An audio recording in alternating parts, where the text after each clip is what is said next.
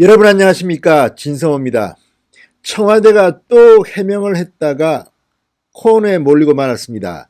엄청난 일이 벌어지고 있습니다. 어제 고민정 청와대 대변인, 청와대 자체 조사 결과라면서 이 울산시장 선거의 첩보, 김기현 전 울산시장 측근의 비리 첩보를 제공한 사람에 대해서 밝혔습니다. 이 제보를 받은 사람은 청와대의 한 행정관이다. 그런데 이 A 행정관은 검찰 수사관이나 경찰에서 파견된 사람이 아니라 그냥 행정관이라고 했습니다. 그리고 이 행정관이 캠프장에서 우연히 알게 된 어떤 공직자로부터 제보를 받았다. SNS로 제보를 받아서 이것을 풀어서 보고서 형태로 썼다고 했습니다. 그런데 어젯밤 SBS가 단독 보도를 했습니다. 이 제보자의 정체가 드러났습니다. 충격적입니다. 문재인 대통령의 친구, 막역한 사이라는 울산시장 송철호 변호사, 당시 울산시장 후보였던 송철호의 캠프에 있던 인물, 현재는 울산시 경제부시장을 지내고 있는 송철호 시장의 최측근이라고 합니다. 자, 어떻게 이런 일이 있을 수가 있죠? 송철호 캠프에서 활동했고 과거에 김기현 울산시장 시절에 국장을 지냈던 그런 인사입니다. 그런 인사가, 특정한 민주당 후보 캠프에 있던 인사가 준 첩보를 가지고 청와대가 이것을 경찰에 줬다. 그리고 바로 그 캠프에 있던 인사의 말대로 경찰이 수사를 했다. 그렇다면 이건 정말 짜고 치는 고스톱도 이런 게 있을 수 있습니까? 아무튼 충격적입니다. 청와대 문재인 대통령 이번 건으로 해서 이제 헤어나기 못할 늪속으로 빠져드는 것 같습니다.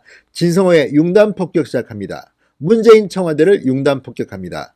방송에 앞서 아직 진성호 방송에 구독자가 아니신 분들은 붉은색 구독 버튼 꾹 눌러주시기 바랍니다. 자, 제보자의 정체가 밝혀졌습니다. 바로 송병기 현 울산시 경제부시장으로 확인됐습니다. SBS의 단독 보도입니다. 자, 송병기 현 울산시 경제부시장, 지금도 송철호 울산시장의 최측근이고 선거 때도 최측근이었습니다. 이런 사람이 청와대에 제보를 했고 그것도 선거 캠페인 중에 했던 것으로 보입니다. 그것을 청와대 행정관이 받아서 보고서로 정리했다는 것인데, 자, 그러니 굉장히 구체적일 수밖에 없습니다. 이런 식이라면 선거 있을 때마다 민주당 후보 쪽에서는 상대 후보의 비위 같은 것들을 적어서 제보하면 무조건 경찰이 수사하는 겁니까? 게다가 이 수사는 무혐의로 끝났습니다. 검찰에서 무혐의 결정 내렸습니다. 아니, 혐의도 없는 사람을 이렇게 동네방네 시끄럽게 울산시청을 압수수색하고 난리를 부려서 선거에 영향을 미쳐야 했단 말입니까? 정말 있을 수 없는 일이 벌어지고 있습니다. 자, 이 제보자를 한번 봅시다. 이 제보를 받은 당시 문모 행정관은 알아보기 쉽게 정리 편집해서 백원호 당시 민정비서관에게 보고했고 절차에 따라 반부패 비서관실을 거쳐 경찰로 넘어갔다고 했습니다. 그런데 반부패 비서관실 박형철 비서관의 말은 다릅니다. 따로 봉투에 담아서 줬다. 경찰에 이첩하라고 말했다. 이유도 말하지 않았다고 합니다. 그리고 다른 것과 함께 한 것도 아니고 이것만 단독으로 줬다고 합니다. 상당히 중요한 첩보라는 겁니다. 자, 그렇다면 제보자는 문재인 대통령의 친구인 송철호 후보 캠프의 인사, 그 인사의 것을 행정관이 받아서 줬다? 그것도 인연은 캠프장에서 우연히 알게 된 사이라고? 자, 기가 막힙니다. 자, 이 송병기 현 울산시 경제부시장은 김기현 시장 시절 울산시 교통건설국장을 지냈다고 합니다. 따라서 울산시의 내부 사정이 밝을 겁니다. 그러니까 김기현 전 울산시장의 측근 비리 의혹을 첩보로 만들어서 청와대 행정관에게 전달했겠죠. 이것도 완전히 맞는 건지도 한번 검찰 수사해봐야 됩니다. 이게 우연이라고 이야기할 수 있겠습니까? 자, 김기현 시장 시절 교통건설국장을 지낸 송 부시장, 지난해는 송철호 울산시장 후보 캠프로 옮겨서 송철호 후보가 당선되도록 한 뒤에 부시장에 임명됐습니다. 자, 그렇다면 왜 이것을 청와대가 경찰에 이첩하고 또 상황을 보고받고 했는가? 어느 정도로 상황을 체크했는가? 이것도 문제입니다만 이 자체만 해도 엄청난 문제입니다. 자, 어제 고민정 대변인이 한 이야기를 한번 하나하나 들어보면 얼마나 기가 막힌지를 알 수가 있습니다. 자, 고민정 대변인은 어제 이렇게 말했습니다. 자, A 행정관, 문모 행정관이라고 합니다. 이 문모 행정관은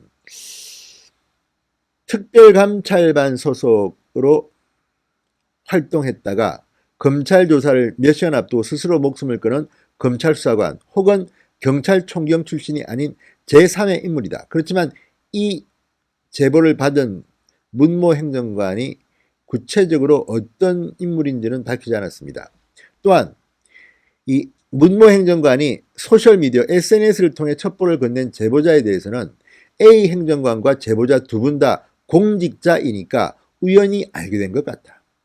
자, 울산에서 국장을 지낸 양반과 이 문모 행정관이 어떤 인연이 있는지는 정말 참 우연이라고 봅니다. 또 하나 A 행정관은 제보자에 대해서 캠핑장에 가서 우연히 알게 된 사이라고 말했다. 이렇게 말했습니다. 캠핑장에 가서 우연히 알게 됐다고 합니다. 이게 사실일까요? 다음, 캠핑장에서 만난 제보자 신원은 청와대에서 파악하고 있다.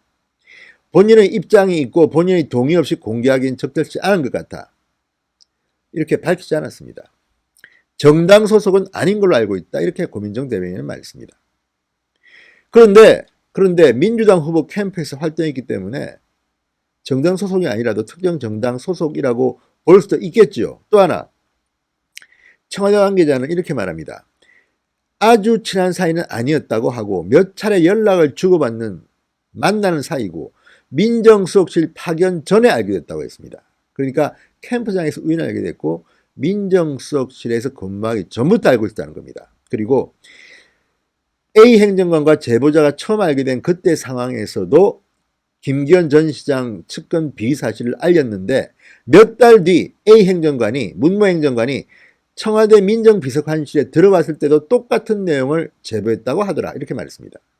그러니까 과거에도 한번 제보했는데 청와대에 들어가니까 또 한 번 더 제보했다고 합니다. 자, 이렇게 집요하게 울산시장 관련 첩보를 제보한 사람의 정체가 바로 현 울산시 경제부시장 송병기다. 송철호 후보 캠프에서 활동했다. 최측근이다. 그런 사람의 첩보를 A 행정관은 그대로 보고하고 그것을 그대로 반부패 비서관실을 통해서 경찰에 이첩했다. 이게 우연이라고 감히 누가 말할 수 있겠습니까? 캠프장에서 우연히 만났다는 것 자체가 참 믿기 어렵습니다. 저는. 자, 그리고 청와대 관계자는 A 행정관이 제보를 수정 가공했는지 여부에 대해서는 받은 정보를 보기 좋게 정리한 것일 뿐 추가로 가공하지 않았다고 합니다. 자, 윗분들 보기 좋게 중복된 내용, 난잡한 내용을 정리했다. 그냥 평소 업무대로 하던 대로 했다고 했습니다. 그런데 이것을 받아본 박영철 비서관의 진술인지는 모르지만 이 보고서는 상당히 정교하게 꾸며져 있고 프로의 냄새가 났다고 합니다. 자, 이런 것들을 보면 지금 청와대 대변인의 변명, 해명을 우리가 어떻게 믿겠습니까? 분명한 사실은 이 제보자가 현 울산시장, 당시 울산시장 후보 송철호 변호사의 최측근이었고 캠프에서 활동했고 그 공로로 지금은 울산시 경제부시장으로 있다는 겁니다. 자, 이쯤 되면 이걸 가지고 어떻게 청와대가 선거에 개입하지 않았다고 말할 수 있겠습니까? 자, SBA의 특종보도입니다. 청와대에 김기현 전 울산시장 측근의 비리 첩보를 제보한 사람이 현 울산시 경제부시장 송병기였다고 합니다.